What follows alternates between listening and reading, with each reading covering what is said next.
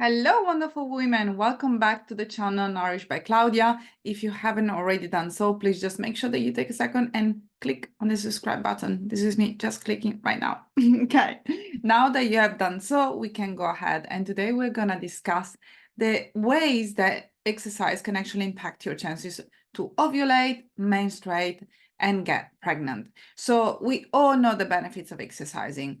Exercising can really boost your vitality, your motivation. To some extent, can also help you to ovulate regularly and to have pain-free menstrual cycles and to be in great shape and energy in life.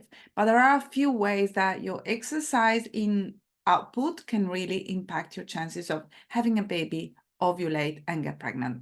So without further ado, let's dive into the topic for today. But a couple of things first. One, make sure to subscribe. And secondly, if you have never met me before, my name is Claudia Vidor. I'm a nutrition and dietetic clinician, and you can find lots of free resources and some of my live videos that are not here on this YouTube channel on my free Facebook group, Recover from Hypothalamic Amenorrhea Support. So if you haven't already done so, just make sure that you click on the link below, and you can join us today. But anyway, let's look at the 5 ways that exercise can really disrupt your hormones, can really disrupt your menstrual cycle. So first of all, intense or excessive exercise can lead to disruptions in hormonal balance, particularly by affecting the levels of estrogen and progesterone. So women who engage in very high intensity workouts or endurance training may experience irregular or missing cycles, which can indicate an hormonal imbalance, and that can indicate obviously fertility. Now, what is considered high intensity exercise? And unfortunately, that's very different for every single woman that is watching this video now.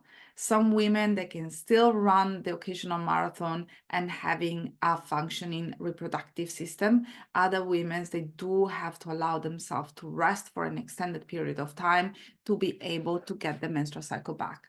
When I say resting, it does not mean that you have to sit on the couch. That's the biggest fear of women when they reach out to me and they want some help to get the period back.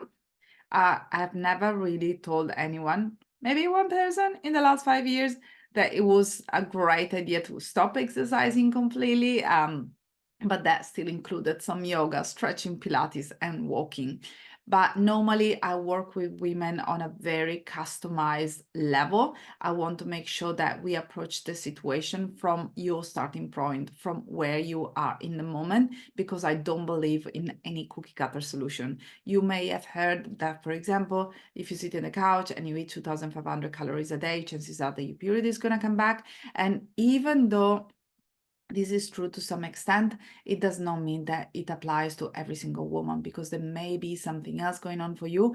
And more than anything, I just want to make sure that you get your first period, but then you also get the second one and that you can maintain it for the long term. So I'm not here just to help you to get one cycle. I just want to make sure that we manage to get you to ovulate, that you know exactly when you're going to be menstruating. So if fertility is on the cards for you, you're going to get to the preconception stage that you are ready and good to go, not only from a physical perspective, but also from a mindset perspective. And if you have been on the fence for a long time and you're craving some support and guidance and a like-minded community, just please make sure to search on my links below and book a free discovery sessions with me. So we are gonna get to find out if we're a match made in heaven, and only if I believe that I can help you, I'm gonna invite you to join the period comeback protocol and the fertility experience. I've helped hundreds of women in the past 5 years and more to gain consecutive periods, and I'm being helping lots of women to make lots of wonderful babies. So allow me to support you as well. So the second way that exercise can impact your chances of conceiving or your chances of getting your period back is that it can decrease ovulation. So irregular menstrual cycle caused by excessive exercise can result in decrease or irregular ovulation, and that makes it more difficult to predict fertility days and time intercourse optimally for conception. So the reality is that if you are exercise extensively, you may be stuck in the follicular phase, meaning that you have enough FSH, which is the follicle stimulating hormones. You may have a low level of estrogen, but your body cannot really get to a place where there is that beautiful LH, luteinizing hormone surge, that it's going to allow you to actually menstruate. After, well, that is going to allow you to ovulate. After that, we need progesterone to increase. And if you're exercising extensively or too much for your body type, chances are that you're not going to be able to boost your progesterone level. Excessive exercise can also impact your egg quality. So there are some research that suggests that extremely high level of physical activity may negatively affect egg quality in women. While moderate exercise is generally beneficial, excessive exercise could potentially impact the health and viability of eggs, reducing the chances of successful fertilization. And I'm going to take it to the next level. If you're also trying for a baby, excessive exercise can also impact the sperm quality.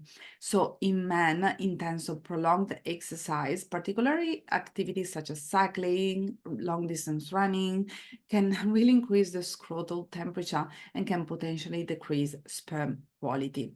So that's something that you need to consider and that you possibly need to have a chat with your partner if conception is on the card. If you're not interested in having a baby anytime soon, but you still would like to get your period back, it's still very important to look at the way that you have been working out, just to make sure that you're not suppressing your hormones, that you're not suppressing LH, and you're disrupting the ability of your body to get to a place of feeling safe and able to menstruate regularly. Ultimately, our menstruation is our fifth vital sign. So if your reproductive system is shutting down, it means that your body is perceiving the situations that you're living in as a threat. And I would like also to underline that exercising is a stressor for the body. Exercising can be a good stressor in some situation, but if you don't have a period, if you have low level of estrogen, if you are fatigued, if you are highly anxious, and especially if you cannot work out, if you have that desire to work out to feel complete or to feel worthy, those are all signs that taking a break from your current exercise routine could be more beneficial than not. And once again, if you need any help with that, finding out what's the perfect workout routine for you, if you want to find out how you can eat and support your nutrition while moving your body, and if you want to really dive into your mindset and create sustainable habits in the long run, just make sure that you book a free discovery call and you join us at the Period Comeback Protocol and Fertility Experience. Another way that exercise is impacting your health, as I mentioned before, is stress. Moderate exercise is known to reduce stress level, but excessive or intense workouts can actually increase the stress on the body, and high level of stress can interfere with hormonal balance and reproductive function, and that negatively impact not only the fertility, but your ability to actually increase that estrogen and progesterone that you need to decrease the anxiety. So exercising is a stressor for the body. It can be perceived as a threat for a variety of reasons. For example, I would like to mention that if you're exercising, you're constantly losing iron through your sweat because you're not able to absorb it, because you're not able to produce it through your liver. And that's definitely a stress for a body that needs iron more than anything else in order to build up those cells that are going to allow you to menstruate.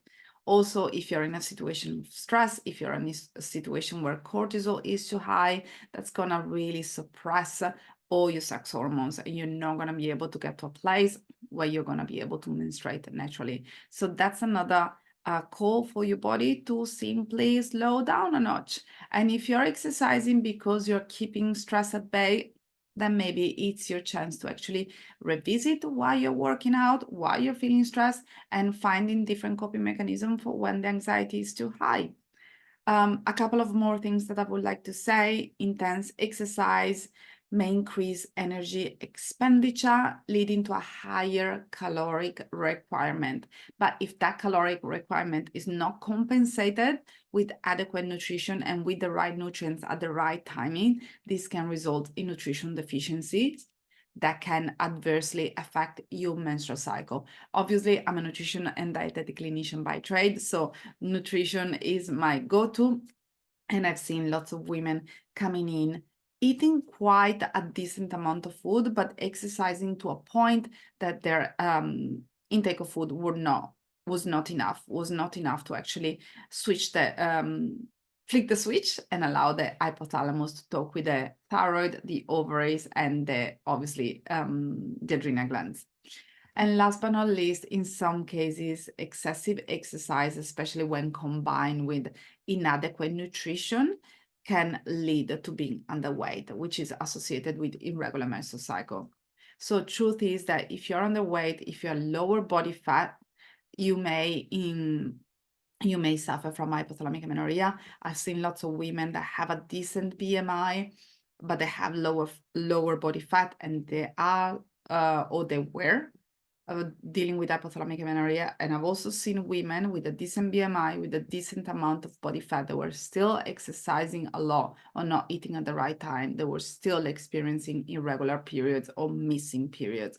So once again, there is no one size fits all. Do not believe in these misconceptions that you have to be tiny and that you have to exercise every single day in order to suffer from hypothalamic amenorrhea and in order to deserve support, help, and guidance. If you are in a place where you have missing a period for more than 3 months, if you would like to get your period back, if you would like to feel more energetic, to feel less anxious, to possibly have a baby, and to really understand how you should nourish yourself and how you should move your body in order to get to a place of well-being, overall health, vitality, and energy, just make sure that you click on the link below, reach out to me today to speak with me or one of the members of my team. Join us at the Period Comeback Protocol. We're going to work one-on-one. We're going to find out what's going on in your situation. Everything is really going to be very customized, and you're also going to be able to join a community of like-minded women. So if you're in a place where you love to exercise, but you have an inkling that is actually disrupting your hormonal balance, don't stay on the fence for too long. Just reach out today. I will see you on the next video. Bye for now.